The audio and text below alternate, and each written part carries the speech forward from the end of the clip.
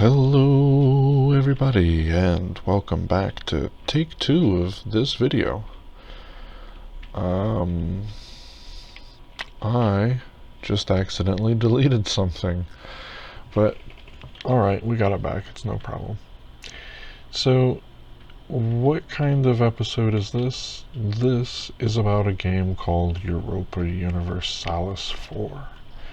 And this is all of its information and whatnot that it pulls from in order to be able to make the game that you experience, the Clausewitz engine that it in Crusader Kings is based upon.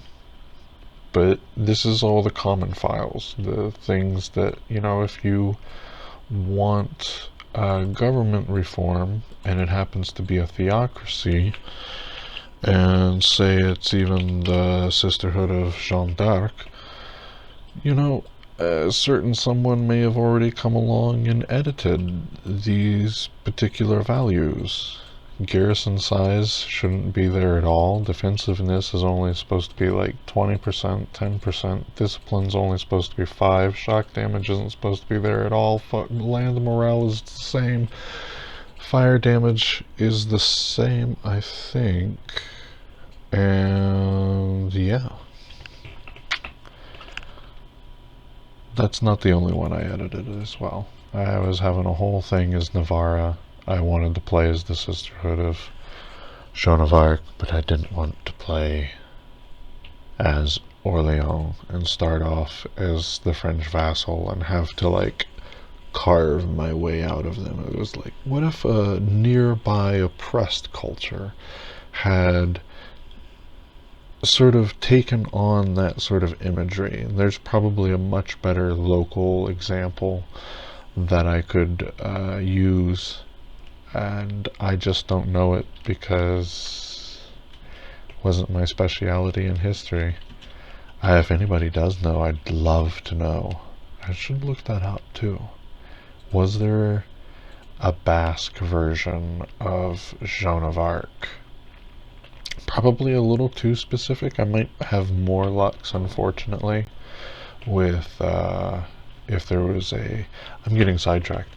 Anyway, I wanted to talk to you about how one edits this game, and necessarily I don't want to talk about the really difficult stuff, like how to, Anne Benar and all of those world completely changing maps. But I thought maybe we could take a look at just the event modifiers. Here in event modifiers, we can see all of the different events that can fire and what they specifically do. It doesn't say how long that it will be on. It doesn't say anything about, what it'll say in the tooltip. That is for the localization file.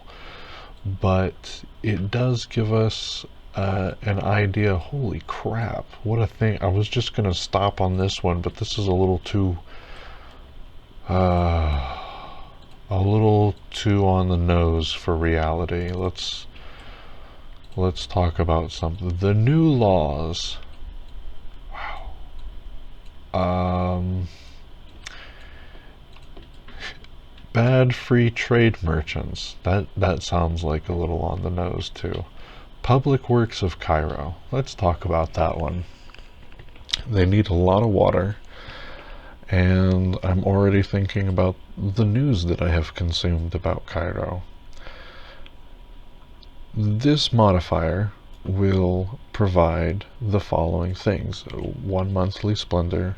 It'll increase the number of allowed manufactories by 1, and the local center of trade upgrade cost is reduced by 25%.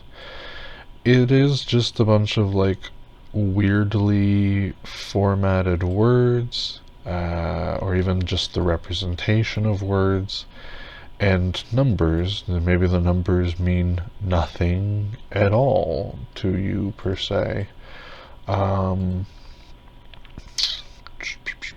This was in the event modifiers.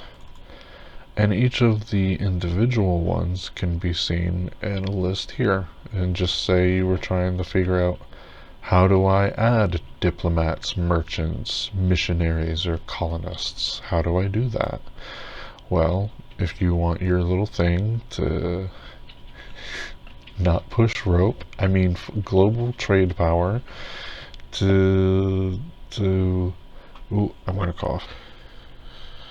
If you want your mechanics to work right, you want the boosts, then it pays to like actually look through this list and sort of experiment. What does point one discipline mean versus one advisor pool? Like, why is there a difference here? Etc., etc. And that's really what I wanted to share, is just the basics of modifying this game is really just down to going through a bunch of folders, oftentimes reading the modifier or the command chain, how it is programmed, the script, and going, okay, well, this does this and that does that. Okay, what does this do, and why does it do it that way? Defender of Faith 1, level 1 to 5. What does the range mean? It happens to mean the number of countries that have to follow the faith, and so that determines how many that you get as when you click the button Defender of Faith. Apparently, unless you are the Sisterhood of Jeanne d'Arc, because your ruler is female, they can't have a Defender of Faith because they're female. What the heck, Paradox? What the actual heck? It's not what I want to say, but is what I'm gonna say instead. That's so dumb. Anyway, what was I saying? I don't even remember. The whole reason why I wanted to even get into this is because the only way that I knew how to basically cheat in the game was to use the console. To fire a specific event, or to give myself so many mana points, or to just outright tech up, or what have you, whatever the values, and make a center of trade in a province that doesn't have one, etc. But I didn't know what events, what their IDs were. And so I started memorizing a couple of the basic ones, like Event 737 for local fortifications buff on a province until the end of the game. Event 1075 is actually 3 different buffs, but you pick one from the list how you buff your city, essentially, whether you want to increase base tax more, or base production, or base manpower. And Event 2001 is the beginning of the Reformation, and so on and so on and so on. That's why I even started really getting into the sort of back-end stuff, like church aspects. What are the church aspects? You mean you're gonna do this for this much, and it does with these hidden effects? What are organized through bishops aspect modifier? What does this even mean? Duration, so 10 years apparently.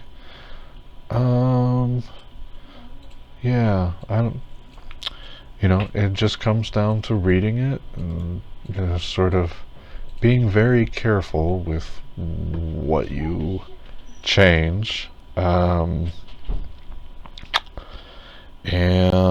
always have a save.